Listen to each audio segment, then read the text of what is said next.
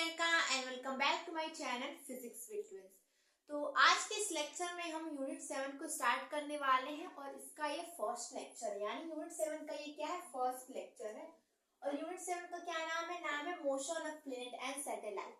ठीक है, तो चलिए इस लेक्चर को स्टार्ट करते हैं विदाउट एनी वेस्टिंग टाइम। तो अगर आप बुक में जाकर देखेंगे यानी motion of planet and satellite unit 7 में, तो वो बुक वो कैसे थे, चैप्टर नंबर 8 से स्टार्ट होगा। बट अगर यूनिट वाइज देखें तो ये यूनिट 7 है जिसका नाम है motion of planet and satellite. और उसका फर्स्ट टॉपिक क्या है, सेंट्रल फोर्स। क्या है, सेंट्रल फोर्स। आप किसी भी बुक में जाकर देखेंगे तो सबसे पहला टॉपिक आपको motion of planet and satellite का पहला टॉपिक क्या होगा, क्या मिलेगा, सेंट्रल फोर्स आपको मिलेगा, सेंट्रल फोर्स है। तो आज के इस लेक्चर में हम सेंट्रल फोर्स के बारे में डिस्कस करने वाले हैं कि सेंट्रल फोर्स क्या होता है। ठीक है, हम इसको करते हैं इरेज, यानी कि सब कुछ मिटाते हैं। यानी हमें इस टॉपिक पे डिस्कस करना है कि सेंट्रल फोर्स क्या होता है, और ये यूनिट 7 का फर्स्ट लेक्चर है, आप जान जाइए। यानी कि हमें क्या पढ़ना है, हमें पढ़ना है सेंट्रल फोर्स, कि सेंट्रल फोर्स क्या होता है, सेंट्रल फोर्स, इसी के बारे में हमें डिस्कस करते हैं। ठीक है, चलिए सेंट्रल फोर्स को समझने के लिए हम क्या करते हैं, हम एक पार्टिकल अज्यूम करते हैं जो कि एक कह सकते हैं कि एक कर्व पाथ पे क्या हो रहा है, मूव हो रहा है इन दिस डायरेक्शन। यानी कि ऐसे जो ये पार्टिकल है जिसका मास हम मान लेते हैं कि m है, वो इस कर्व पे क्या हो रहा है, कह सकते हैं कि मूव कर रहा है।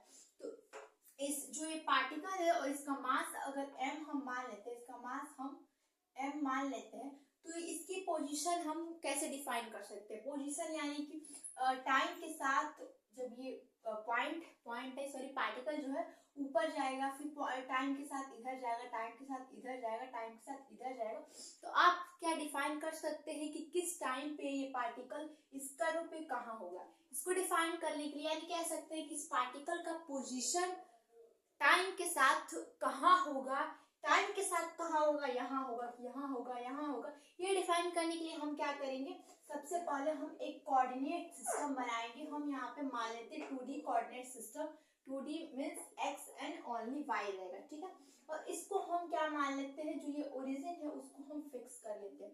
अब आपको अगर कोई कह दे कि जो ये पार्टिकल है, यानी कि जो ये छोटा सा मास है, वो टाइम के साथ यहाँ पे, यानी कि कह सकते हैं कि अगर टाइम आपका 5 बज रहा है तो 5 बजे ये पार्टिकल कहाँ होगा। आपका कोई पूछे 6 बजे पार्टिकल, तो 6 बजे पार्टिकल यहाँ पे होगा, 7 बजे पार्टिकल यहाँ पर होगा। आप किस तरीके से डिफाइन कर सकते हैं, अब हमने एक कोऑर्डिनेट सिस्टम ले लिया है तो उससे आप डिफाइन कर सकते हैं। जैसे कि ऐसे अगर हम यहाँ का बोले कि यहाँ का इस कह सकते हैं कि इस जगह का पोजीशन क्या होगा, तो हम क्या कर लेते हैं, एक पोजीशन वेक्टर मान लेते हैं और इसको हम ओरिजिन मान लेते हैं। तो ओरिजिन से और जिस पॉइंट स्पेस में कहाँ है इसको जानने के लिए हम क्या करते हैं, इसको इससे मिलाते थे और इसको हम एक वेक्टर मान लेते हैं।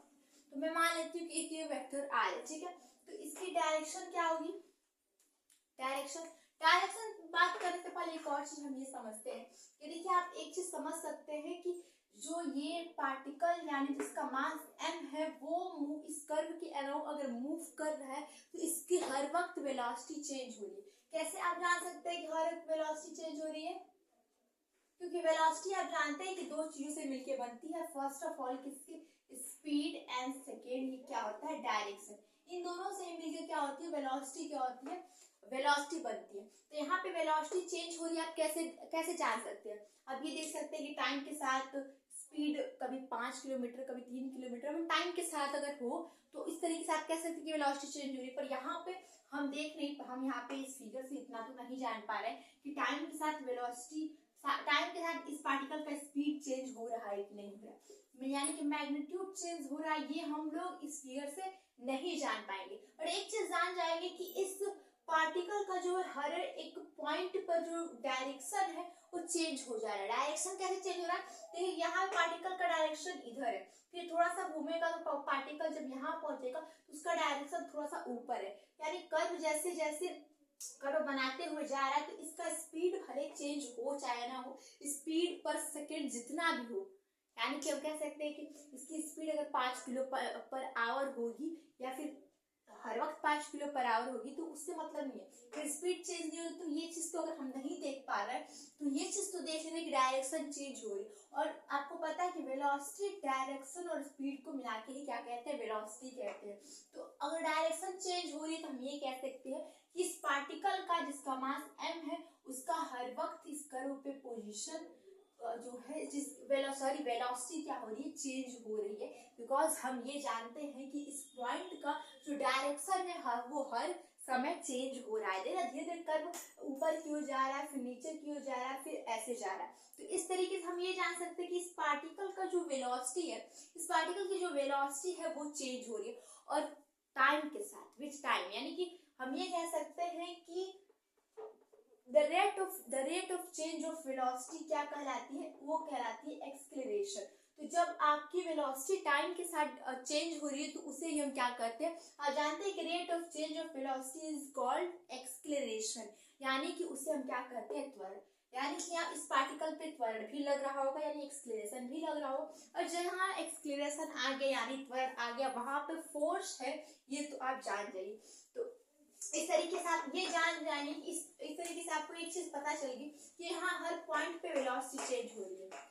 वेलोसिटी चेंज हो रही है कैसे जाएंगे, क्योंकि डायरेक्शन क्या हो रही है, हर पल अगर इसका मास m है और ये जो है इस कर्व पे चल रहा है, तो हर वक्त इसकी वेलोसिटी चेंज हो रही नहीं हो रही, क्योंकि इसकी डायरेक्शन चेंज हो रही है। ठीक है, डायरेक्शन कैसे चेंज हो रही है आप खुद ही देख सकते हैं, कभी इधर घूम रहा है, कभी इधर घूम रहा है, कभी इधर घूम रहा है। तो कोई कर्व रहता है तो उस कर्व की वेलोसिटी हर वक्त कैसे चेंज हो रही है, इसको डिफाइन करने का एक और तरीका है। एक तो आप खुद से देखकर ही अंदाजा लगा सकते हैं कि एक इधर घूम रहा है, फिर कभी इधर घूम रहा है, कभी इधर घूम रहा है, इस वजह से वेलोसिटी चेंज हो रही है। पर कोई अगर ऐसा कर्व होता है जो कि धीरे धीरे, बहुत ही धीरे धीरे टेढ़ा होता है, तो आप यहाँ पे देखेंगे यहाँ यहाँ यहाँ एक ही जैसा रहेगा। अच्छा, तो हम क्या करते हैं, किसी भी चीज का डायरेक्शन देखने के लिए हम क्या करते हैं, किसी कर्व पे अगर कोई पार्टिकल मूव कर रहा है, उसकी वेलोसिटी हर पल क्या चेंज हो रही है कि नहीं हो रही है, उसको देखने के लिए हम क्या करते हैं, उस पर टेंजेंट खींचते हैं। ठीक है, तो यहाँ पे देखिए इस पॉइंट पे हमने इसका टेंजेंट खींचा और इस पॉइंट पे इसका हमने टेंजेंट खींचा, तो क्या हुआ, अलग आ गया। हम इस तरीके से कहते हैं कि अगर टेंजेंट अलग अलग आ जाता है तभी भी हम कह देते हैं कि वेलोसिटी क्या हो रही है, इस कर्व पे टाइम के साथ क्या हो रही है, चेंज हो रही है। और rate of change of velocity is called acceleration, यानी कि त्वरण। तो अगर यहाँ पे त्वरण आ गया, यहाँ पे अगर त्वरण है तो यहाँ पे कहीं ना कहीं इस मास पे, छोटा सा पार्टिकल है जो मास है उसका, यानी कि इस पार्टिकल पे कहीं ना कहीं फोर्स भी किसी न किसी तरीके का कहीं ना कहीं से लग रहा होगा, तभी ये इसके पास त्वरण आ गया। ठीक है, जहां आपको त्वरण मिल जाए, एक्सेलरेशन दिख जाए, वहां आप समझ जाए कि अगर एक्सेलरेशन यहाँ पे हो रहा है, बढ़ रहा है, घट रहा है, मतलब rate of change of velocity called acceleration. तो आपने तो देखा है कि वेलोसिटी हर पल चेंज हो रही है इस कर्व के अलोंग जो पार्टिकल मूव कर रहा है, तो इसकी वेलोसिटी चेंज हो, जब वेलोसिटी चेंज हो रही तो एक्सेलरेशन उत्पन्न हो गया। और जहां एक्सेलरेशन आया, आप वहां समझ जाइए कि वहां फोर्स जरूर होगा। तो इस पार्टिकल पे आपको एक चीज तो समझ में आ गया कि फोर्स जरूर कहीं ना कहीं लग रहा होगा। अब फोर्स कैसे लग रहा है और कहाँ लग रहा है ये तो हमें पता है नहीं, पर हमने ओरिजिन को मान लिया है फिक्स पॉइंट। ठीक है, फिक्स पॉइंट हम मान लेते हैं। ठीक है, अब क्या होगा, चलिए अब आपको पढ़ना है सेंट्रल फोर्स, आप समझ, आपको लग रहा हो क्या हमें पढ़ना है सेंट्रल फोर्स और मैम क्या पढ़ा रही है, तो आगे आप इस वीडियो को कंटिन्यू देखते रहिए, आगे समझ में आए कि मैं ये सब क्यों आपको समझा रही हूँ। ठीक है, क्योंकि इस जो फिक्स पॉइंट हमने माना है, जो हमने ये फिक्स पॉइंट माना है, इसी को हम दिखाते हैं कि ये जो एरिया है वही क्या है, एक सेंट्रल फोर्स का काम कर रही है। ठीक है, यही चीज हमें लास्ट में प्रूफ करके मैं ला दूंगी। ठीक है, तो इसलिए पहले से हमने एक फिक्स पॉइंट मान लिया, वहां से इसकी पोजीशन हमने, वहां से पॉइंट पी मान ले, अगर पॉइंट पी मान लेते हैं तो उसकी पोजीशन हमने पोजीशन वेक्टर भी एक खींच दिया आर। ठीक है, इसको हम सेंट्रल फोर्स अभी हम लोग डिराइव करेंगे। ठीक है, तो हम एक क्या करते हैं, उसके लिए हम एक पार्टिकल एज्यूम कर लेते हैं और हम क्या कर लेते हैं, ये समझ लेते हैं कि इसकी हर पल वेलोसिटी चेंज हो रही है और वेलोसिटी चेंज हो रही है तो एक्सेलरेशन होगा और एक्सेलरेशन मतलब फोर्स होगा, यानी कि इस पॉइंट पे कहीं ना कहीं से भी फोर्स लग रहा है। ठीक है, तो अब फोर्स कैसा लग रहा है मेरे ऊपर, कोई अगर कहे कि आपके ऊपर फोर्स लग रहा है तो कैसे फोर्स लग रहा है, या तो कोई इधर से मुझे खींच रहा हो, या फिर मुझे कोई इधर से खींच रहा हो, या तो फिर मुझे कोई आगे से खींच रहा हो, या फिर पीछे से खींच रहा हो, आपको फील होगा कि यहाँ पे अगर मेरे ऊपर फोर्स लग रहा है मतलब मुझे कहीं ना कहीं से कह सकते हैं कि या तो कोई मुझे ढकेल रहा है या तो मुझे कोई अपनी ओर खींच रहा है। तो इस पॉइंट को भी ऐसा ही फील होगा। क्या फील होगा? इस पॉइंट को ऐसा फील होगा कि इसके ऊपर फोर्स लग रहा है। हम एक चीज जान चुके हैं कि इस पॉइंट पे फोर्स लग रहा है, क्योंकि हमने कहा कि इस पॉइंट पर जब हमने एक्सेलरेशन फाइंड कर लिया है तो इस पॉइंट पे फोर्स भी लगेगा। तो पॉइंट पे फोर्स दो चीज से लग सकता है। एक तो लग सकता है कि अगर हम कोई भी फोर्स लगाता है तो मान लीजिए कि ये पॉइंट है, यही जो जगह है यही फोर्स लगा रहा है, ये जो जगह है यही फोर्स लगा रहा है। तो फोर्स कैसे लगा सकता है? या तो इस पॉइंट को ये इधर ढकेल सकता है, ठीक है, या तो इस पॉइंट को अपनी ओर खींच सकता है। दो तरीके से ये फोर्स ये चीज लगा सकता है। मान लीजिए कि ये फिक्स चीज है और ये जो फिक्स चीज है वो अपने ओर या तो उस पॉइंट को खींच रही होगी, तब उस पॉइंट को फील हो रहा हो कि हम पे फोर्स लग रहा है, या तो उस पॉइंट को कह रहे हैं कि बाहर की ओर ढकेल रही होगी, तब कह सकते हैं कि उसको इस पार्टिकल को फील हुआ कि फोर्स लग रहा है। तो हमें पूरा पता है कि फोर्स लग रहा है। तो एक चीज हम ये जान सकते हैं कि अगर ये आर है, पहले इस साइन को हटाइए, मैं समझाना ये चाहती हूँ आपको कि अगर ये आर है तो इस आर की डायरेक्शन क्या होगी। पहले आप ये बताइए कि आर की डायरेक्शन क्या होगी। तो हम जब कार्टेशियन कोऑर्डिनेट सिस्टम पढ़े थे, यानी यूनिट 3 जब पढ़े थे, उसमें हमने बहुत बार ऐसा किया कि एक पोजीशन वेक्टर बनाया था। मान लीजिए कोई पॉइंट पी है और इसकी पोजीशन वेक्टर आर होती थी, तो उसका हम लोग डायरेक्शन, जब इस पोजीशन वेक्टर का डायरेक्शन निकालते थे तो हम लोग क्या करते थे, इसी के सिधाई में हम लोग एक यूनिट वेक्टर खींच देते थे जिसको हम लोग आर कैप से डिनोट करते थे, और उसे हम यूनिट वेक्टर कहते थे, और उसे हम कहते थे इस पोजीशन वेक्टर का डायरेक्शन है, ठीक है। तो इसको एक तरीके से हम क्या कह सकते हैं, ये कह सकते हैं कि पोजीशन वेक्टर का डायरेक्शन है, यानी आर का क्या है, ये डायरेक्शन है इधर की ओर, ठीक है। एक चीज आप समझ लीजिए। अब यहाँ पे समझ, एक चीज हमने जान लिया है कि यहाँ पे फोर्स इस पार्टिकल पे लग रहा होगा, तो हम ये लिख सकते हैं कि जो फोर्स का जो डायरेक्शन होगा, फोर्स का डायरेक्शन दो तरीके से हो सकता है। कैसे हो सकता है? या तो इस पार्टिकल को महसूस होगा कि इसको ढकेला जा रहा है, तो जो आर कैप की डायरेक्शन है वो हो सकता है फोर्स का डायरेक्शन, यानी आर कैप हो सकता है, ठीक है। एक चीज ये चीज हो सकता है, क्योंकि जो ये इस पोजीशन वेक्टर का जो डायरेक्शन होता है वो यूनिट वेक्टर ही होता है, और इस आर का यूनिट वेक्टर क्या है, आर कैप है, ठीक है। तो फोर्स का जो डायरेक्शन होगा वो भी क्या होगा, आर कैप ही होगा, ठीक है। और ये हो सकता है, या तो ये हो सकता है फोर्स का डायरेक्शन आपका हो सकता है, क्या हो सकता है, माइनस आर कैप हो सकता है। अब कहेंगे आर कैप तो हम छोटे से पढ़ते आ रहे हैं, यानी छोटे नहीं पिछले यूनिट से पढ़ते आ रहे हैं कि आर कैप क्या होता है, आई कैप क्या होता है। जैसे कि आप जानते हैं कि आई कैप एक यूनिट वेक्टर है, पर ये क्या करता है, ये एक्स एक्सिस में डिफाइन करता है कि अगर कहीं आई कैप लिखा होता तो आपके मन में ये आ जाता है कि एक्स एक्सिस की दिशा को ये दिखा रहा है, ठीक है। तो वैसे यहाँ पे आर कैप अगर आ गया है तो आप एक चीज दिमाग में आ जाएगा कि ये आर जो है इसी की दिशा को आर कैप दिखा रहा है, ठीक है। तो आर कैप तो आपको समझ में आ गया कि ये फोर्स की डायरेक्शन आर कैप कैसे होगी, पर अब फोर्स की डायरेक्शन माइनस आर कैप भी हो सकती है। माइनस आर कैप मतलब ये कि मैंने कहा ना कि पार्टिकल जो है उसको ऐसा फील होगा कि उसके ऊपर फोर्स लग रहा है, या तो उसको कोई ढकेल रहा है इधर की ओर डायरेक्शन, यानी फोर्स की इधर की ओर भी डायरेक्शन हो सकती है जो हमने लिखा है, और इधर की ओर भी हो सकती है, यानी कि कोई मुझे अपने अट्रैक्ट कर रहा है, ये भी हो सकता है, यानी कि माइनस आर कैप भी हो सकता है। और इधर की ओर जो होता है, यानी कि अगर मैं फिक्स कोई पॉइंट, मान लीजिए मैं कोई फिक्स पॉइंट हूँ तो मैं किसी चीज को खींच रही हूँ अपनी ओर, तो वो चीज क्या होता है, उसको माइनस कहेंगे, ठीक है। तो फोर्स की डायरेक्शन क्या हो सकती है, आर कैप भी हो सकती है, माइनस आर कैप भी हो सकती है। जैसे मैंने अभी कहा कि मेरे ऊपर फोर्स लग रहा है, मैं कैसे जानूंगी, या तो मुझे कोई इधर से खींचेगा, या तो कोई मुझे इधर से खींचेगा, या तो कोई मुझे पीछे ढकेलेगा, या फिर कोई मुझे आगे अपनी ओर अट्रैक्ट करेगा, तब हमें पता लग जाएगा कि हमारे ऊपर फोर्स लगा रहा है कोई।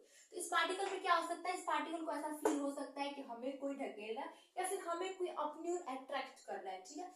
तो अब जब हम जानते हैं कि इस पोजीशन की डायरेक्शन हमेशा से हम पढ़ते आ रहे हैं, तो उसके सिराई में हम खींच देते हैं और उसको कहते हैं कि इस पोजीशन का डायरेक्शन।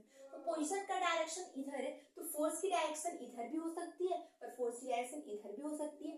यानी कि अगर ये फिक्स पॉइंट है, अगर इस फिक्स पॉइंट के द्वारा इस पर फोर्स लग रहा है, इस फिक्स पॉइंट के द्वारा इस पार्टिकल पे अगर फोर्स लग रहा है, तो माइनस आर कैप भी हो सकता है और आर कैप भी हो सकता है, यही मैं आपको समझा रही हूँ। और माइनस आर कैप है, यानी कि वो क्या है, उसको जो ये मतलब कि मान लीजिए कोई ये चीज है, ये यही चीज है जो इस पार्टिकल पे फोर्स लगा रही है, तो ये जब आर कैप होगा, आर कैप कहीं भी आएगा, तो आपको एक चीज समझना है कि उस पार्टिकल को वो अपने और खींचने रही, बाकी क्या कर ढकेल रही है, उधर साइड कर सकती है, रिपेल कर रही है, उसको ढकेल रही है, उसको कर सकते हैं रिपल्सिव फोर्स लगाएंगे। और माइनस कहीं आर कैप, अगर आपको माइनस आर कैप यहाँ पे क्या दर्शा रहा है, माइनस आर कैप आपका ये दर्शा रहा है कि जो ये पार्टिकल है ये फिक्स पॉइंट उसको अपनी तरफ खींच रहा है, यानी कि कहीं भी माइनस आर कैप आएगा तो आपको वहां पे जान जा रहा है कि वो एट्रैक्टिव फोर्स है। जैसे ग्रेविटेशनल फोर्स एग्जांपल में आप ले सकते हैं, ग्रेविटेशनल फोर्स आपको पता है कि पृथ्वी क्या करती है, किसी भी चीज को खींचती है। क्यों हम ऊपर से अगर कुछ भी गिराते हैं, मान लीजिए इसको अगर हम गिराएंगे तो क्यों ये नीचे ही जाएगी, क्यों नहीं ये ऊपर जाती है। वैसे आपको नॉर्मली कहीं नीचे ही जाएगी, पर इसका भी एक साइंस है, साइंस यही है कि पृथ्वी अपनी ओर क्या करती है, किसी भी चीज को खींचती है, अट्रैक्ट करती है। तो हम कह सकते हैं ग्रेविटेशनल फोर्स क्या है, उसका जो डायरेक्शन अगर हम देखें, फोर्स की डायरेक्शन देखें तो उसका माइनस आर कैप होगा ग्रेविटेशनल फोर्स। ठीक है, यही मैं आपको समझाने वाली थी। तो ये सेंट्रल फोर्स ऐसा ही काम करता है। सेंट्रल, अब इसको हम क्या मान लेंगे, इसी को हम मान लेंगे कि जो ये चीज है यही चीज है सेंट्रल फोर्स। सेंट्रल फोर्स क्या करता है, या तो किसी भी कोई पार्टिकल उसको क्या करता है, अपनी ओर अट्रैक्ट करता है या रिपेल करता है, यानी कि अपनी ओर खींचता है या अपनी ओर से धकेलता है कि तुम चल जाओ। जैसे ये पार्टिकल है तो इसको इधर पीछे धकेल सकता है, सेंट्रल फोर्स की ये क्वालिटी होती है, या फिर अपनी ओर खींच सकता है, उससे चीज को हम क्या कहते हैं, सेंट्रल फोर्स। ठीक है, यानी ये पॉइंट क्या कर रहा है, इस जो पार्टिकल जो पॉइंट नहीं सॉरी जो ये फोर्स है, इसके द्वारा इस पर जो इस पार्टिकल पे फोर्स लगाया जा रहा है वो ये भी हो सकता है, उसकी डायरेक्शन इधर भी हो सकती है और इधर भी हो सकती है। ठीक है, तो जैसे ग्रेविटेशनल फोर्स भी एक एग्जांपल किसका है, ग्रेविटेशनल फोर्स एग्जांपल है आपका, कह सकते हैं एक प्रकार के सेंट्रल फोर्स का, ग्रेविटेशनल फोर्स। पर उसकी डायरेक्शन क्या होगी, मैंने क्या बताया था, कोई भी चीज अगर अपनी ओर खींचती है तो उसका डायरेक्शन माइनस में आएगा। ठीक है, अगर आप फोर्स की डायरेक्शन देखेंगे तो वो चीज माइनस में आएगी। तो ग्रेविटेशनल फोर्स क्या होता है, माइनस होता है। कि ग्रेविटेशनल फोर्स यानी कि पृथ्वी अपनी ओर कोई सामान को खींचती है, अर्थ क्या करती है, किसी भी सामान को, किसी भी चीज को, किसी भी ऑब्जेक्ट को अपनी ओर अट्रैक्ट करती है। ठीक है, तो उसकी डायरेक्शन हमेशा क्या होगी, हम अगर उसके फोर्स की डायरेक्शन देखें तो हमेशा क्या होगी, माइनस आर कैप ही होगी। वहां पे जो भी डिस्टेंस हम लोग लिखेंगे, जो भी पृथ्वी की रेडियस होती है, जो भी होती है वहां पे वो चीज लिखेंगे। ठीक है, यानी हमेशा अगर फोर्स की डायरेक्शन देखेंगे तो अट्रैक्टिव फोर्स में हमेशा साइन जो है माइनस का रहता है। ठीक है, तो एसेंशियल फोर्स की यही क्वालिटी होती है। फर्स्ट क्वालिटी क्या होती है कि वो तो किसी पार्टिकल को क्या करेगी, अपनी ओर अट्रैक्ट करेगी या फिर रिपेल करेगी, यानी कि अपनी ओर खींचेगी या अपनी ओर, या फिर उसको क्या करेगी, ढकेलेगी। ठीक है, यानी कि बाहर की ओर ढकेलेगी या फिर अंदर की ओर फोर्स लगाएगी, यानी कैसे कि टुवर्ड द फिक्स पॉइंट या फिर अवे फ्रॉम फिक्स पॉइंट। ठीक है, अगर इसको हम फिक्स पॉइंट मान लेते हैं तो एक ये क्या है, फिक्स पॉइंट है। ठीक है, फिक्स पॉइंट तो क्या क्या होना चाहिए, यानी कि हम सेंट्रल फोर्स का अगर डिफिनीशन लिखें तो हम किस तरीके से लिख सकते हैं, पहले करते हैं इसको इरेज और हम सेंट्रल फोर्स का डिफिनीशन लिख सकते हैं। सेंट्रल फोर्स में फिर से मैं बता दूं क्या क्वालिटी होनी चाहिए, पहली क्वालिटी होनी चाहिए कि वो किसी भी पार्टिकल को अपने अट्रैक्ट करेगी या फिर रिपेल करेगी, यानी खींचेगी या ढकेलेगी। और सेकंड चीज और एक चीज होता है, तो पहले फर्स्ट, यानी कि मैंने सेकंड चीज बताना भूल गया, उसके बाद में डिफिनीशन लिखवानी है। इसी सेकंड चीज भी आप जान लीजिए, उसके बाद हम स्टार्टिंग से उसका डिफिनीशन अच्छे से लेंगे। तो आप दो चीज तो जान गए कि वो उसकी फोर्स की डायरेक्शन प्लस भी हो सकता है, उसकी फोर्स की डायरेक्शन माइनस भी हो सकता है, और एक और चीज होता है, इतनी ही चीज से किसी चीज को हम नहीं कह देंगे एक सेंट्रल फोर्स का काम कर रहा है, उसमें एक और चीज होगा, तो उसका जो मैग्नीट्यूड आएगा, मैग्नीट्यूड मतलब मैग्नीट्यूड में डायरेक्शन नहीं होता। अगर आप किसी चीज का मैग्नीट्यूड लिखते हो तो वहां पे आप डायरेक्शन नहीं लिखते, यानी माइनस प्लस नहीं लिखते। माइनस प्लस क्या होता है, ये दिखाता है direction, minus attractive force, plus कह सकते हैं कि रिपल्सिव फोर्स। ठीक है, ये होता है। तो अगर मैग्नीट्यूड, ये एक सेंट्रल फोर्स का एक और भी क्वालिटी होती है, सेंट्रल फोर्स की फर्स्ट क्वालिटी होती है कि उसमें माइनस आर कैप भी हो सकता है, प्लस आर कैप भी हो सकता है। और अगर उसकी सेकंड क्वालिटी अगर हम देखते हैं सेंट्रल फोर्स की, तो ये होता है कि सेकंड क्वालिटी क्या होती है, सेकंड क्वालिटी ये होती है कि दिमाग से निकल गया, फर्स्ट क्वालिटी होती है कि माइनस आर कैप भी हो सकता है, सेकंड क्वालिटी होती है कि प्लस आर कैप भी हो सकता है, और इसकी सेकंड क्वालिटी ये होती है नेट, इसकी सेकंड क्वालिटी ये होती है कि जब हम उस फोर्स का मैग्नीट्यूड निकालेंगे, यानी कि फोर्स कैसा भी हो, यानी कि अवे फ्रॉम फिक्स पॉइंट हो या फिर अवे फ्रॉम फिक्स पॉइंट हो या फिर टुवर्ड्स फ्रॉम फिक्स पॉइंट हो, फोर्स जो होगा यानी कि फोर्स का जो मैग्नीट्यूड आएगा वो क्या आएगा, वो हमेशा क्या आना चाहिए, अगर हमने फिक्स पॉइंट से उसकी दूरी r मानी थी उस पार्टिकल की, तो उस r के रूप में ही आंसर आना चाहिए, यानी मैग्नीट्यूड r के रूप में ही आना चाहिए। ठीक है, तो हम जब डिफिनेशन लिखेंगे तो हम लिखेंगे r के रूप में ही आना चाहिए, क्योंकि मैंने वहां पर डिस्टेंस खुद से अपने आप से माना है कि फिक्स पॉइंट से उस पार्टिकल की डिस्टेंस कितनी है, r है। ठीक है, तो इसलिए हम ये चीज नहीं लिखेंगे, ये चीज लिखेंगे कि फिक्स जो मैग्नीट्यूड आएगा यानी फोर्स का जो मैग्नीट्यूड आएगा, हम कह सकते हैं जो फोर्स का मैग्नीट्यूड होगा, फोर्स का मैग्नीट्यूड क्या होगा, वो फंक्शन ऑफ r होगा। ठीक है, फंक्शन ऑफ r यानी कि कह सकते हैं कि r के रूप में ही आंसर आना चाहिए, इसमें r कहीं ना कहीं आना ही चाहिए अगर r हमने डिस्टेंस माना है। ठीक है, हमने डिस्टेंस r माना है, इसलिए हम ऐसा लिखेंगे कि फंक्शन ऑफ r उसका आंसर यानी मैग्नीट्यूड आना चाहिए। आपको माइनस प्लस मत देखिए, यानी कि फंक्शन ऑफ r होना चाहिए। और r क्या है, फिक्स पॉइंट से किसकी दूरी है, उस पार्टिकल की क्या है, दूरी है। ठीक है, तो पार्टिकल की दूरी है ये क्या है, फिक्स पॉइंट से इस पार्टिकल की दूरी ही क्या है, r है। ठीक है, तो अब चलते हैं हम सेंटर फोर्स का मेन डिफिनीशन लिखते हैं कि सेंटर फोर्स का मेन डिफिनीशन क्या होता है। ठीक है, तो उसके पहले एक चीज और हम लिख लेते हैं, उसके बाद डिफिनीशन लिखेंगे तो अच्छे से आपको समझ में आएगा। फर्स्ट क्या है, फर्स्ट ये लिख सकते हैं, तो चलिए क्या करते हैं, इसको लिखते हैं हम लोग। ठीक है, तो मैग्नीट्यूड हम लोग कैसे लिख सकते हैं, मैग्नीट्यूड हमने क्या कहा कि अगर हम लोग यहाँ पे जो मैंने आपको एग्जांपल समझाया उसी के एग्जांपल के थ्रू हम लोग मैग्नीट्यूड कैसे लिख सकते हैं, जैसे कर्व के अलाउंड कोई भी पार्टिकल मूव कर रहा है तो उसकी एक जगह की मतलब कह सकते हैं कि एक पॉइंट की हमने डिस्टेंस को क्या लिया, r मान लिया है, और ओरिजिन को हमने क्या कर दिया, फिक्स कर दिया। ठीक है, तो अब क्या होगा, जो मैग्नीट्यूड होगा यानी कि फोर्स का जो मैग्नीट्यूड होगा, आप डायरेक्शन तो जान ही गए, या तो खींचेगा या तो दूर करेगा, या तो अट्रैक्ट करेगा या तो रिपेल करेगा, यानी कि अपने ओर खींचेगा या तो अपने से दूर करेगा। ये क्या होगी, फोर्स की डायरेक्शन हो जाएगी। पर अगर फोर्स के मैग्नीट्यूड की हम बात करें तो मैग्नीट्यूड क्या होना चाहिए, फंक्शन ऑफ r होना चाहिए, यानी कि यहाँ पे r यहाँ पे क्या है, r जो है आपका फिक्स पॉइंट से डिस्टेंस है पार्टिकल की। ठीक है, तो उसी पद में आना चाहिए, यानी कि उसी तरह का आंसर आना चाहिए, यानी सब मिला के आप ये कह सकते हैं जो ये डिस्टेंस होगी फिक्स पॉइंट से पार्टिकल की, उसी के पद में आना चाहिए मैग्नीट्यूड। ठीक है, तो क्या आना चाहिए, यानी कि fr ऐसा आना चाहिए, फंक्शन ऑफ r।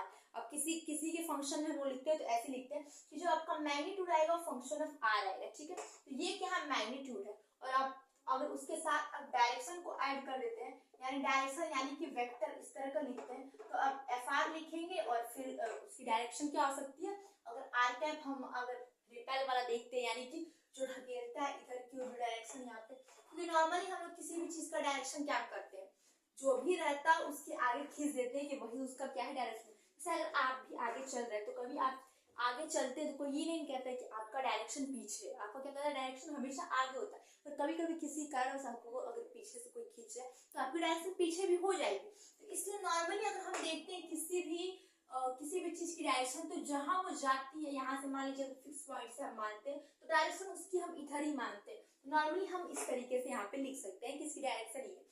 पर वो चीज ऐसा भी हो सकता है कि डायरेक्शन इधर भी हो सकती है। ठीक है, तो इसको अगर हम लोग लिखेंगे पूरे अच्छे तरीके से तो fr और r कैप यानी कि कैप क्या होता है, यानी यूनिट वेक्टर। यूनिट वेक्टर का फॉर्मूला क्या होता है आपका r अपान मॉड में r, यही आपका क्या होता है, फॉर्मूला होता है। तो आप r कैप की जगह लिखिए r और लिख दीजिए r मॉड में। ठीक है, फिलहाल हम लोग माइनस वाले को लेके नहीं चलेंगे, प्लस वाले को लेके चलेंगे, क्योंकि अगर आप आगे चलते हैं तो आपको यही कहता है कि आपका डायरेक्शन ये है। तो मेन हम लोग ये चीज आपका f वेक्टर यानी कि मेन ये क्या है, इसका है फॉर्मूला। ठीक है, ये चीज आपका हो गया। अब चलते हैं सेंटर फोर्स का हम लोग डिफिनीशन लिख लेते हैं, हम लोग मैथमेटिकल रूप तो लिख लिए हैं, तो चलिए हम क्या करते हैं, सेंटर फोर्स का डिफिनीशन लिख लेते हैं, डिफिनीशन किस तरीके से हम लोग लिख सकते हैं। ठीक है, तो एक काम करते हैं, हम डिफिनीशन यहाँ से लिखते हैं और जो ये चीजें हमने लिखी है उसको हम साइड कर लेते हैं, जैसे कि ऐसे कर लेते हैं, क्योंकि साइड का जगह बचा भी रहेगा। तो आप इसको ऐसे ऐसे कर सकते हैं, कॉमा कर लीजिए, और f मैग्नीट्यूड की अगर हम बात करते हैं, मैग्नीट्यूड नहीं वेक्टर लगा लेते हैं, यानी कि डायरेक्शन भी यहाँ पे आपको शो करना है, तो आप fr लिखेंगे और क्या लिख देंगे, r कैप लिख देंगे। ठीक है, और r कैप की जगह मैंने क्या कर दिया था, लास्ट में f लिख दिया था, और या फिर r ये बड़ा f मान लीजिए। ठीक है, और ये एफ आर हो जाएगा और ये हो जाएगा आर कैप को क्या लिख सकते हैं, आर अपान ये, और ऐसे मॉड आर लिख सकते हैं, ठीक है। इस तरीके से आप लोग लिख सकते हैं, ठीक है। अब यहाँ हमें क्या करना है, यही सेंट्रल फोर्स है आपका, ठीक है। सेंट्रल फोर्स का मैथमेटिकल रूप ये है, और यहाँ पे जो फिक्स पॉइंट है वही क्या है, एक सेंट्रल फोर्स लगा रहा है इस पार्टिकल पे, ठीक है। तो ये क्या है, सेंट्रल फोर्स यही है, ठीक है। सेंट्रल फोर्स अगर हम कोई उसको फिक्स पॉइंट मान लेते हैं, जैसे कोऑर्डिनेट सिस्टम में हमने ओरिजिन को फिक्स पॉइंट मान लिया है, तो यही क्या काम करेगा, सेंट्रल फोर्स का काम करेगा, ठीक है। यहाँ पर तो सेंट्रल फोर्स कैसे उसको कैसे डिफाइन हम लोग कर सकते हैं, ऐसे डिफाइन कर सकते हैं कि central force is a kind of force. देखिए इसका डिफिनेशन लिखिए, central force is a kind of force, यानी कि central force is a kind of force which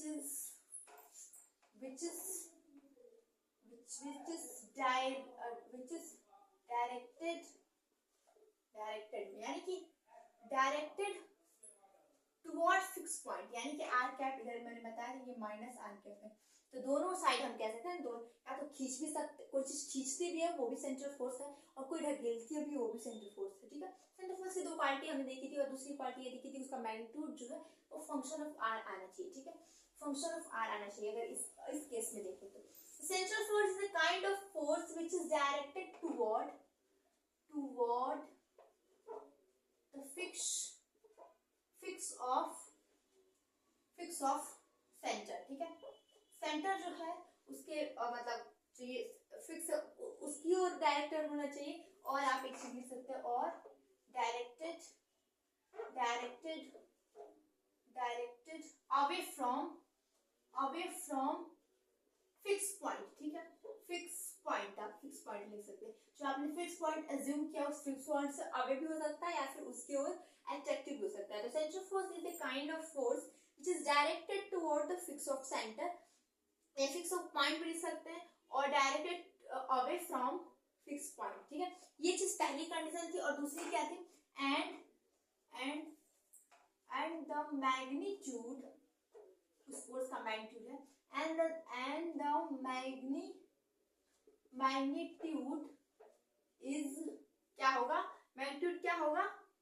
अब यहाँ पे हम फंक्शन ऑफ आर तो लिख सकते हैं कि आर हमने माना है, बट यहाँ पे हमने आर खुद से माना है, तो आप यहाँ पे डिफिनेशन के रूप में आर नहीं लिख सकते, वहां पे आपको बताना पड़ेगा कि फिक्स पॉइंट्स उस पार्टिकल की दूरी, ठीक है। ऐसे आपको जो मैग्नीट्यूड आएगा उसमें मैग्नीट्यूड जो है यानी कि जो आंसर आएगा उसमें ये आर जरूर आना चाहिए, तो आर जरूर आना चाहिए, तो एग्जाम में लिखेंगे, इसलिए हम लिखेंगे जो मैग्नीट्यूड होगा उसका जो आंसर होगा वो फिक्स पॉइंट से पार्टिकल की दूरी होनी चाहिए, उसमें उस पद में ही कुछ ना कुछ आना चाहिए। तो हम इसको इस तरीके से लिख सकते हैं, किस तरीके से लिख सकते हैं कि इट्स मैग्नीट्यूड, ऐसे लिख लीजिए, एंड इट्स मैग्नीट्यूड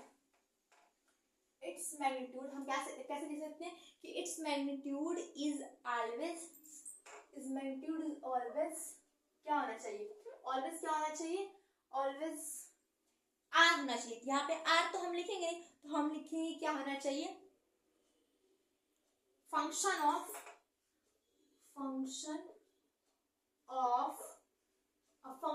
अगर इसके लिए हम लिखेंगे तो फंक्शन ऑफ आर आप लिख सकते हैं, ठीक है। एग्जाम में सीधे आपने बना लिया, पर अगर आपने ऐसी डिफिनेशन लिखना है तो फंक्शन ऑफ लिखना पड़ेगा डिस्टेंस बिटवीन को मैं ऐसे लिख दूंगी, between fix point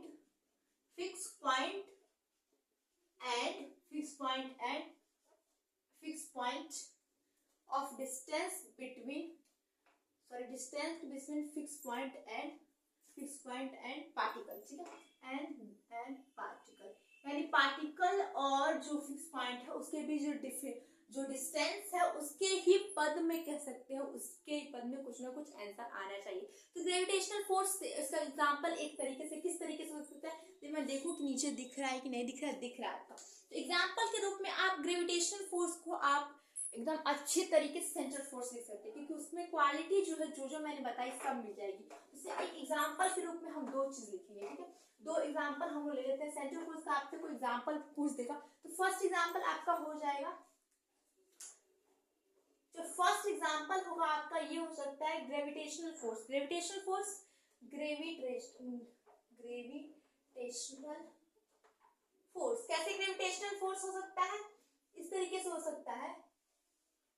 gravitational force आप जानते हैं, जो ग्रेविटेशनल फोर्स होता है, यानी कर सकते हैं ग्रेविटेशन को अगर जी हम लोग एफ जी लिख दे तो क्या होता है, वो होता है उसका फॉर्मूला क्या होता है, उसका फॉर्मूला होता है G m1 m2 upon r square. देखिए आर स्क्वायर के रूप में आया ना, यानी कि आर स्क्वायर यहाँ पे क्या होती है, जो पृथ्वी की कह सकते हैं रेडियस होती है, पृथ्वी की रेडियस होती है। तो आर के रूप में आया, जहां से जो चीज कर्व, क्या जिस मैंने मैं कर्व बना रही हूँ, ठीक है। तो कर्व आप गोला भी हो सकता है, ठीक है। तो ये पृथ्वी एक प्रकार की गोला है, तो वो भी एक प्रकार का कर्व है, तो उसका रेडियस आर है, तो उसके पद में आया कि नहीं आया, ग्रेविटेशनल फोर्स आ गया। और सेकंड मैंने क्या कहा कि जो मैग्नीट्यूड आएगा उसमें जो फिक्स पॉइंट से उसकी जो कर्व की डिस्टेंस होगी, वो बीच में डिस्टेंस होगी, यानी जो आर होगी वो होना चाहिए। तो यहाँ पे आर भी है, ठीक है।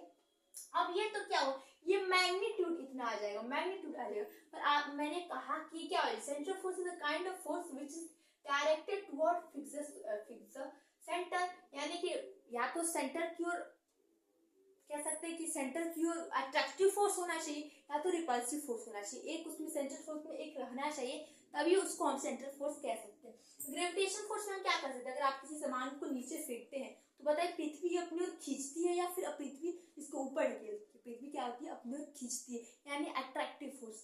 अट्रैक्टिव फोर्स के लिए मैंने अभी आपको पीछे बताया कि उसमें हम लोग साइन क्या लिखते हैं, माइनस आर लिख लेते हैं, ठीक है।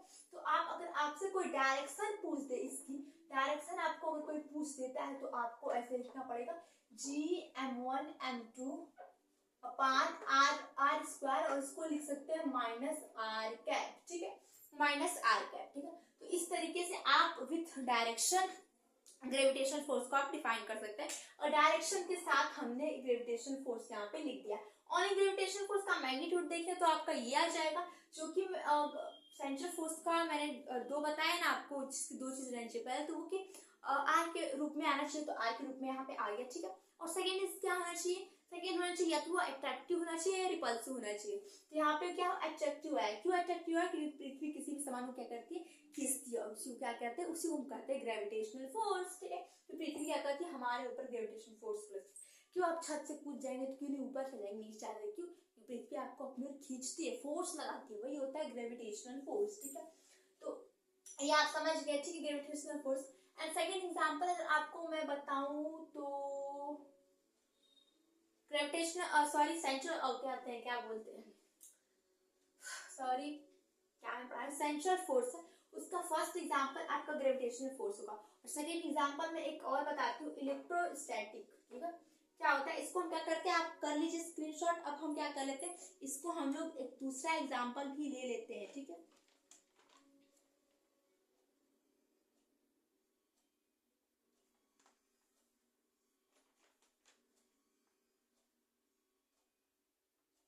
दूसरा एग्जांपल क्या, इसको आपने स्क्रीनशॉट ले लिया हो। दूसरा एग्जांपल आपका इलेक्ट्रोस्टैटिक फोर्स होगा। इलेक्ट्रोस्टैटिक फोर्स अगर आपके दिमाग में नहीं है, मैं आपको रिवाइज करती हूँ। इलेक्ट्रोस्टैटिक फोर्स, इलेक्ट्रोस्टैटिक फोर्स, ठीक है, इलेक्ट्रोस्टैटिक फोर्स। और इलेक्ट्रोस्टैटिक फोर्स जैसे कि मैंने क्या कहा कि पृथ्वी जो अपनी ओर हमेशा खींचती है, यानी पृथ्वी को हम कह सकते हैं हमेशा ये क्या होती है, जो फोर्स लगाती है वो एक अट्रैक्टिव टाइप का फोर्स लगाती है। अगर माइनस आ गया, जो डायरेक्शन, जिस फोर्स का डायरेक्शन माइनस में आ गया, समझ जाइए कि वो एक अट्रैक्टिव फोर्स है। यानी कि यहाँ पे देखिए आर कैप जब मतलब इधर खींच अपने और जब कोई खींचता है तो उसको क्या करते हैं, उसका डायरेक्शन माइनस आ है, माइनस आर कैप मैंने आपको बताया था। तो जब माइनस आर कैप आ गया तो आपको समझ जाना है कि वहां पे क्या है, अट्रैक्टिव, उसको हम एक अट्रैक्टिव फोर्स कहेंगे। Gravitational force is attractive force. अब इलेक्ट्रोस्टैटिक फोर्स में दो कंडीशन हो सकती है, या तो वो अट्रैक्टिव भी हो सकती है, या तो वो कह सकते हैं कि रिपल्सिव भी हो सकती है। आप कहेंगे कि अब अट्रैक्टिव और रिपल्सिव दोनों कैसे हो सकती है, 1 मिनट क्लिक हो गया है, ठीक है। आप कहें कि इलेक्ट्रोस्टैटिक में अट्रैक्टिव और रिपल्सिव दोनों कैसे हो सकती है, ऐसे हो सकती है कि इलेक्ट्रोस्टैटिक फोर्स क्या होता है कि एक चार्ज दूसरे चार्ज पे क्या होता है, फोर्स लगाता है। तो अगर उसका कह सकते हैं कि इस पॉइंट का जो है यहाँ, इस पॉइंट का जो चार्ज हो प्लस क्यू है और इस पॉइंट का जो चार्ज हो माइनस क्यू है, और इसके बीच का डिस्टेंस, अगर हम लोगों ने आर माना है, ठीक है, तो आर माना है तो फोर्स क्या आएगा, फोर्स को विथ डायरेक्शन आप लिखते हैं, विथ डायरेक्शन लिखते हैं तो यही 1/4 एप्सिलॉन Q1, इसको 1 मान लीजिए और इसको 2 मान लीजिए, Q1 Q2 upon R square होता है। और अब विथ डायरेक्शन आप लिखते हैं तो अब बताइए यहाँ पे माइनस लिखेंगे आर कैप की प्लस आर कैप लिखेंगे। अब ये आप यही चीज बताइए कि प्लस चार्ज और माइनस चार्ज अपने और एक दूसरे को अट्रैक्ट करते हैं या रिपेल करते हैं, यानी अट्रैक्ट यानी कि अपनी ओर खींचती है एक दूसरे को कि दूर दूर करती है। क्या होता है अगर डिफरेंट चार्ज रहता है जैसे प्लस माइनस है तो वो अपनी और एक दूसरे को खींचती है, तो ये क्या हो रही है, अपने और एक दूसरे को खींच रही होगी फोर्स, यानी कि अपने में चिपक रही होगी। ऐसा आप ये भी कह सकते हैं। देखिए कोई सा गलत मीनिंग नहीं चाहिए। देखिए अब चार्ज इसका क्या है, अलग अलग है। जैसे क्या होता है, एग्जाम्पल मैं दूंगी कुछ लोगों को बुरा लग जाएगा पर वो इंटेंशन गलत नहीं, सिर्फ समझाने का तरीका है मेरा, और मैं वो नहीं बोलूंगी कि वो वहाँ पे गलत समझ लेंगे वो। तो बस ये समझ लीजिए चार्ज अगर अलग अलग होता है तो क्या होता है, वो एक दूसरे को अट्रैक्ट करता है, ठीक है। तो वहां पे अगर हम विद डायरेक्शन लिखते हैं तो माइनस है, यहाँ पे आपको आर कैप लिखना पड़ेगा अगर दूरी इन दोनों के बीच आर है तो, ठीक है। डायरेक्शन क्या लिखना पड़ेगा आपको, माइनस आर कैप लिखना पड़ेगा। तो माइनस आर कैप लिखिए तो सब मिला के माइनस यहाँ लगा दीजिए, यहाँ लगाइए। बात देखिए हमने तो यहाँ लगा दिया और यहाँ लगा दिया, तो अगर आपका आता है माइनस सब समझ जाइए कि जो इसकी दिशा है वो क्या होगी, उल्टी होगी, यानी उल्टी नहीं होगी, सॉरी अट्रैक्टिव होगी। और अब ये क्या, ये भी एक प्रकार का क्या हो जाए, इलेक्ट्रोस्टैटिक फोर्स भी। इलेक्ट्रोस्टैटिक फोर्स में कंडीशन है ये, ठीक है, कंडीशन है। पर आपको ग्रेविटेशन फोर्स में कोई कंडीशन नहीं, आपको कोई कंडीशन नहीं कि पृथ्वी किसी सामान को खींचती है, किसी सामान को ऊपर फेंकती है, कोई भी कंडीशन, सभी सामान को वो खींचती ही है, यानी कि ग्रेविटेशनल फोर्स हमेशा ही एट्रैक्टिव फोर्स होगा। पर इलेक्ट्रोस्टैटिक फोर्स तो कंडीशन है कि अगर चार्ज अगर आपका अलग अलग होता है तब तो वो अट्रैक्टिव फोर्स होगी, तब तो वो क्या होगी, एक प्रकार का अट्रैक्टिव फोर्स होगा। पर अगर चार्ज आपका सेम हो गया, जैसे Q1 का चार्ज माइनस हो गया और Q2 का चार्ज भी माइनस हो गया, बीच में आर डिस्टेंस है, और Q2 का चार्ज भी क्या हो गया, माइनस हो गया, देखिए नीचे दिख रहा है लिखा माइनस हो गया, तो उस टाइम जो फोर्स होगा, अगर फोर्स विथ डायरेक्शन लिखे, देखिए अगर फोर्स का डायरेक्शन नहीं लिखते हैं तो ये आर कैप नहीं लिखते हैं, ठीक है, इसलिए मैं विथ डायरेक्शन हमेशा बोलूँ। तो डायरेक्शन विथ डायरेक्शन लिखते हैं इलेक्ट्रोस्टैटिक में, तो आप एक चीज देख लेंगे क्या आएगा, 1/4 पाई एप्सिलॉन 0 Q1 Q2 और ये हो जाएगा आर स्क्वायर और ये हो जाएगा। अब देखिए मैंने क्या लगाया था, यहाँ माइनस लगाया था, उसी माइनस को मैंने यहाँ पे आई कर दिया। क्यों माइनस लगाया था, क्योंकि हमें पता है कि दोनों चार्ज डिफरेंट है, वो एक दूसरे को अट्रैक्ट करेगी। देखिए जैसे फिक्स पॉइंट है, फिक्स पॉइंट इस पार्टिकल को अपनी ओर खींच रही थी, तो उस वक्त हमने माइनस आर कैप लगाए थे। तो उस वक्त वैसे ही यहाँ पे एक चार्ज दूसरे चार्ज को अपनी ओर खींच रही है, तो अपने माइनस आर कैप हमने किया, जो माइनस बाहर हमने निकाल के रख दिया। पर इस वक्त क्या हुआ, माइनस माइनस दोनों क्या है, माइनस माइनस, यानी कि दोनों ही चार्ज सेम है, तो वो एक दूसरे को रिपेल करेंगे, यानी कि दूर दूर करेंगे, यानी करेंगे तुम इधर जाओ तुम इधर जाओ, एक दूसरे को और कैसे कि अट्रैक्ट नहीं होगी, एक दूसरे को ढकेलेगी, ठीक है। समझ में आपको कुछ समझ में आया, Q1 ये है, Q2 है, तो एक दूसरे को क्या करेगी, ढकेलेगी। तो इस तरीके से क्या आप इसको आप लिख सकते हैं प्लस आर कैप और इसको लिख सकते हैं आर कैप, डायरेक्ट प्लस लिखने की जरूरत नहीं, यानी आपका विच डायरेक्शन आपका इलेक्ट्रोस्टैटिक का अगर कोई फॉर्मूला लिखने को है और Q1 Q2 दे दे और दोनों का साइन सेम हो, विच डायरेक्शन लिखने को है तो आपको सिर्फ ओनली आर कैप लिख देना है अगर डिस्टेंस इन दोनों के बीच आर हो तो, ठीक है। तो होप आपको जो समझ में आया होगा कि सेंट्रल फोर्स क्या होता है। मैंने सेंट्रल फोर्स का डेफिनेशन भी बता दिया। लास्ट बार मैं आपको बता रही हूँ कि सेंट्रल फोर्स में दो कंडीशन होनी चाहिए। पहली कंडीशन ये चाहिए जो फिक्स पॉइंट है उससे कह सकते हैं कि टुवर्ड द जो फोर्स की डायरेक्शन होगी वो टुवर्ड द फिक्स पॉइंट होना चाहिए। एक फिक्स पॉइंट हम लोग मानेंगे सेंट्रल फोर्स में, और या तो ये होना चाहिए कि टुवर्ड नहीं, अवे फ्रॉम फिक्स पॉइंट, ठीक है। मान लीजिए कोई फिक्स पॉइंट है, ये सेंट्रल फोर्स लगा रही है, तो उसमें इसके लिए इसको दो कंडीशन फॉलो करना पड़ेगा। पहली कंडीशन किसी सामान को अपनी ओर खींचना पड़ेगा या किसी सामान को अपनी ओर से धकेलना पड़ेगा, तुम दूर जाओ या फिर तुम पास, ठीक है। इस तरीके से आप समझ सकते हैं सेंट्रल फोर्स।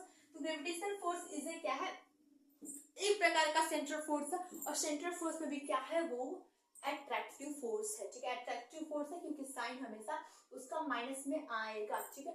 अट्रैक्टिव फोर्स आप मान लीजिए, मैंने माइनस में लिखा पर यहाँ पे माइनस रहेगा, ठीक है।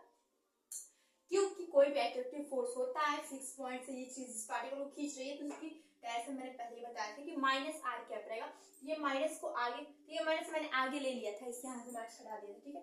तो माइनस को हटा दीजिए, यहाँ लिख दीजिए, ज्यादा बेटर आपको समझ में आएगा। और एग्जाम में आप यहाँ माइनस आर कैप नहीं, आगे माइनस आर कैप भी लिख सकते, सॉरी माइनस लगा सकते हैं, ठीक है। तो होप आपको समझ में अच्छे से आया होगा। अच्छा हाँ, मुझे एक और चीज आपको ये बताना था कि जो भी सेंट्रल फोर्स होते हैं, जैसे कि मैंने 2 एग्जांपल आपको दिए हैं, इलेक्ट्रोस्टैटिक में कंडीशन है, कंडीशन लगाइए कि अगर अलग अलग साइन रहेगा तभी वो क्या होगी, वो एक प्रकार की अट्रैक्टिव होगी। और ये किस टाइप का फोर्स होगा, ये फोर्स होगा आपका रिपल्सिव, ठीक है, रिपल्सिव। अब दूर ढकेलना, तो ये थोड़ी कि वो सेंट्रल फोर्स नहीं, वो भी सेंट्रल फोर्स होगा। सेंट्रल फोर्स दोनों का, मैं सेंट्रल फोर्स में दोनों लिखवाया कि टुवर्ड द फिक्स पॉइंट हो या अवे फ्रॉम फिक्स पॉइंट हो, कि वो ये क्या हो जाएगा, रिपल्सिव फोर्स होगा, ठीक है। ये रिपल्सिव फोर्स होगा, और ये अट्रैक्टिव फोर्स यहाँ पे लगेगा, और यहाँ पे भी अट्रैक्टिव फोर्स रहेगा। तो सेंट्रल फोर्स में क्या आ सकता है, अट्रैक्टिव फोर्स भी आ सकता है, रिपल्सिव फोर्स भी आ सकता है। पर अट्रैक्टिव फोर्स और रिपल्सिव फोर्स यानी कि जो सेंट्रल फोर्स है वो एक प्रकार का कह सकते हैं कि सेंट्रल फोर्स कंजर्वेटिव फोर्स है। अब बात कंजर्वेटिव फोर्स, आप बहुत लोग पूछेंगे कंजर्वेटिव फोर्स क्या होता है, तो अगर आपको नहीं पता है कंजर्वेटिव फोर्स क्या होता है, तो मैं ये समझ सकती हूँ कि आपने हमारी पिछली वीडियो नहीं देखी है, क्योंकि मैंने बहुत ही अच्छे तरीके से कंजर्वेटिव फोर्स और नॉन कंजर्वेटिव फोर्स के बीच में डिफरेंस बताया है, ठीक है। तो ये एक चीज आप और लिख लीजिए, मैंने आपको सेंट्रल फोर्स का डिफिनीशन लिखवाया, एग्जाम्पल को मिटा देते हैं, जो मैंने सेंट्रल फोर्स का एग्जाम्पल लिखवाया उसमें आप एक चीज और ऐड कर दीजिए कि सेंट्रल फोर्स क्या होती है। जो मैंने डिफिनीशन लिखा उसके आगे एक और कंडीशन भी लिख लीजिए कि सेंट्रल फोर्स इज कंजर्वेटिव। अब कोई नहीं पूछ रहा है कंजर्वेटिव क्या होता है, क्योंकि मैंने बहुत ही डिटेल में आपको बताया है कंजर्वेटिव फोर्स क्या होता है। पर यहाँ पे चलिए थोड़ा बहुत हम लोग आए रहते हैं कंजर्वेटिव फोर्स क्या होता है। कंजर्वेटिव फोर्स यानी कि वो पाथ पे डिपेंड नहीं करेगा, उसको हम क्या कहते हैं, कंजर्वेटिव फोर्स कहते हैं। जैसे कि अगर हमें इस पॉइंट से इस पॉइंट पे पहुंचना है, ठीक है, तो या तो आप सीधा पहुंचिए, आप कम थकेंगे सीधा जाएंगे, या तो आप ऐसे घूम के ऐसे घूम के ऐसे घूम के ऐसे यहाँ पहुंचिए, ठीक, वही बात हुई, ठीक है। तो कंजर्वेटिव फोर्स वही कहता है कि जो कंजर्वेटिव फोर्स होता है ना, उसका वर्क डन कह सकते हैं कि पाथ पे डिपेंड नहीं करता है, आप यहाँ से यहाँ गए या यहाँ से यहाँ गए, उसके लिए बात एक ही होगी। आप पाथ पे डिपेंड नहीं करेगा, आपने ज्यादा पाथ ट्रेवल किया है तो आपका वर्क ज्यादा होगा, ये नहीं हुआ। फिजिक्स की भाषा में होता है, घर की भाषा में तो कोई गलती से कोई और रास्ता पकड़ ले तो कहे कि मैंने बहुत वर्क किया, दूसरे रास्ते से मैं यहाँ पहुंचा, मैं ज्यादा थका हूँ, मैं ज्यादा वर्क किया। पर फिजिक्स की भाषा में जो कंजर्वेटिव फोर्स होता है वो पाथ पे डिपेंड नहीं करता है, ठीक है। आप यहाँ से उड़ के ऐसे इधर आए या फिर सीधा आए, बात एक ही होती है फिजिक्स की भाषा में। यानी वर्क डन जिसका क्या होता है पाथ पे डिपेंड नहीं करता है, ठीक है, तो उसे हम क्या कहते हैं, कंजर्वेटिव फोर्स कहते हैं। मैंने ब्रीफ आइडिया दे दिया कंजर्वेटिव फोर्स क्या होता है, और कंजर्वेटिव फोर्स मैंने अच्छे तरीके से डिटेल में आपको बताया। चलिए उसका लिंक मैं डिस्क्रिप्शन बॉक्स में दे दूंगी, वहां पे जाके आप कंजर्वेटिव फोर्स और नॉन कंजर्वेटिव फोर्स को आप डिटेल में पढ़ लीजिएगा, ठीक है। और एक चीज आप कंजर्वेटिव फोर्स को मैंने थोड़ा बहुत बता दिया, और कंजर्वेटिव फोर्स में मैंने एक और चीज आपको पढ़ा रखा है, उसको मैं यहाँ पे डिटेल में तो नहीं बताऊंगी, थोड़ा बहुत बता देती हूँ आपको। कंजर्वेटिव फोर्स जो होता है उसका कर्ल क्या होता है, 0 होता है। बहुत लोग पूछेंगे कर्ल क्या होता है, वो आपको अगर आप 7वां यूनिट पढ़ रहे तो वो कर्ल पता होना चाहिए। कर्ल कैसे लिखते हैं, कर्ल लिखते हैं ऐसे, कर्ल। और कंजर्वेटिव फोर्स यानी कंजर्वेटिव फोर्स यानी ग्रेविटेशनल फोर्स भी हो सकता है, या फिर इलेक्ट्रोस्टैटिक फोर्स भी हो सकता है, यानी सेंट्रल फोर्स। सेंट्रल फोर्स एक प्रकार का ग्रेविटेशनल फोर्स है, तो सेंट्रल फोर्स का कर्ल भी क्या होगा, 0 होगा। सेंट्रल फोर्स अगर हम लिखते हैं तो सेंट्रल फोर्स का कर्ल भी क्या होगा, 0 होगा, बिकॉज सेंट्रल फोर्स इज क्या है, वो क्या है, एक प्रकार का कंजर्वेटिव फोर्स है। और मैंने ये भी प्रूफ करके आपको दिखाया था कि कंजर्वेटिव फोर्स का कर्ल हमेशा क्या होता है, 0 होता है। तो सेंट्रल फोर्स के डिफिनीशन में आपको और 2 चीज ऐड करना है। पहले फर्स्ट ऑफ ऑल आपको ये ऐड करना है central force is conservative force, और कंजर्वेटिव फोर्स होता है तो ऑब्वियस सी बात है कि उसका कर्ल क्या आता है, 0 आता है। तो होप आपको अच्छे से समझ में आया होगा, समझ में अच्छे से आया होगा तो वीडियो को लाइक कीजिएगा, चैनल को सब्सक्राइब कीजिएगा और बेल आइकन प्रेस करना मत भूलिएगा। और क्या करिएगा, और अपने फ्रेंड सर्किल में भेजिएगा। बहुत ही एग्जाम करीब आने वाला है, ठीक है। तो इम्पोर्टेंट टॉपिक हम जल्दी जल्दी कवर कर लेंगे जिससे आपको एग्जाम में हेल्प मिल सके, ठीक है। तो देखिए अपने फ्रेंड सर्किल में आप लोग शेयर करेंगे तो देखिए हमें भी जब व्यूज या कमेंट्स ज़्यादा मिलते हैं तभी हमें कुछ कह सकते हैं कि मोटिवेशन मिलता है कुछ आपके लिए बेटर करने के। मैंने आपको 3 मैराथन क्लास भी दे चुका है, first second and third unit पे मैराथन क्लास ले लिया है। अगर आपको फोर्थ यूनिट पे भी मैराथन क्लास चाहिए तो आप कमेंट बॉक्स में ज़रूर हमें बताइएगा। हमने सोचा था कि हम सारे ही यूनिट्स के जो मैराथन क्लास है वो लेंगे, ठीक है। बट एग्जाम बहुत ही करीब आ गया, सिलेबस भी कवर नहीं, इसलिए मैंने सोचा कि पहले आज सिलेबस ही खत्म करते। पर मैंने first and second and third unit का मैराथन क्लास ले लिया। अगर आप कहेंगे तो मैं फोर्थ यूनिट यानी कि फोर्थ यूनिट का नाम क्या है, वो है टेंशन है, उसका भी मैराथन क्लास मैं ले लूंगी, ठीक है। तो चलते हैं, मिलते हैं नेक्स्ट लेक्चर में नेक्स्ट टॉपिक के साथ। यूनिट 7 भी स्टार्ट हो गया। बहुत किसी बच्ची ने कहा था, बहुत ही रिक्वेस्ट किया था कि यूनिट 7 को स्टार्ट किया, इसलिए मैंने यूनिट 7 को स्टार्ट किया। और यूनिट 6 भी आपका चलेगा, ठीक है। यूनिट 6 और यूनिट 7 दोनों साथ में चलेगा। आपको तो ये नहीं कहना है कि यूनिट कभी 7 आ रहा है कभी 6 आ रहा है, 7 भी चलेगा आपका, 6 भी चलेगा। इससे आपका दोनों क्या हो जाएगा, कवर हो जाएगा एग्जाम तक, क्योंकि एग्जाम बहुत ही करीब आने वाला है, ठीक है। तो चलिए खुश रहिए और अच्छे से पढ़ते रहिए। बहुत एग्जाम करीब आने वाला हो, इससे सिर्फ रजाई में बैठ के सोना नहीं, रजाई में बैठ के क्या करना, पढ़ना है। किसी को रजाई में बैठ के मोबाइल नहीं चलाना है, ना ही सोना है, क्या करना आपको पढ़ना है, ठीक है। एग्जाम हो गया बहुत ही करीब। चलते हैं, मिलते हैं नेक्स्ट वीडियो। तब तक अपना ख्याल रखिएगा और अपने मम्मी पापा का ख्याल रखिएगा और अपने मम्मी पापा का अपने ऊपर प्राउड कराइएगा, ठीक है। और सही एक चीज़ मैं और भूल गई, देखिए मैं लेक्चर जो मैं यहाँ पे पढ़ाती हूँ, यहाँ पे मैं नोट्स देखिए उतना खास नहीं बनाया, मैंने सिर्फ सेंटर फोर्स का डेफिनेशन नहीं किया, पर इसमें सिर्फ इतना था ही, कुछ ज़्यादा नहीं था, सेंटर फोर्स का डेफिनेशन ही लिखना था। बट मैं लेक्चर वाइज क्या करती हूँ, अपने टेलीग्राम चैनल पे नोट्स प्रोवाइड कराती हूँ। तो वो मुझे ऐसा हो गया कि आप जुड़ भी चुके होंगे, पर जिन लोगों ने अभी तक टेलीग्राम चैनल ज्वाइन नहीं किया, जल्द से जल्द जाके ज्वाइन करें, क्योंकि वहाँ लेक्चर वाइज नोट्स को क्या किया जाता है, प्रोवाइड कराया जाता है, ठीक है। जो मैं यहाँ पे लेक्चर पढ़ाती हूँ उसको मैं नोट्स के रूप में टेलीग्राम चैनल पर डाल देती हूँ, ठीक है। तो आज आप नोट्स भी देख सकते हैं किस तरीके से नोट्स बनाए कि आपको मार्क्स अधिक मिले, क्योंकि अगर आप हमारे नोट्स को फॉलो करते हैं तो मैं गारंटी लेती हूँ कि आपको आगे से ज़्यादा बेटर नंबर आएगा, ठीक। बट जो मैं ये है कि नोट्स देख लिया, नोट्स को याद भी करना है आपको, ठीक है। तो आप यहाँ पे वीडियो समझिए, फिर जाके नोट्स देखिए, आपका याद भी हो जाएगा। कहीं नोट्स में कन्फ्यूजन आपको लगता है, जैसे मैं वीडियो बनाई रहती हूँ वैसे मैं नोट्स बनाती हूँ, तो आप तुरंत वीडियो को चला लीजिए जाके, वहाँ पे नंबरिंग भी लिखी रहती है कि कितने लेक्चर का नोट्स है, तो आप जाके तुरंत सर्च कर सकते हैं फिजिक्स फिट ट्विंस लिख के, ठीक है। तो चलते हैं, मिलते हैं नेक्स्ट लेक्चर में नए टॉपिक के साथ, ठीक है। तब तक पढ़ाई करते रहिए, बने रहिए, बाय।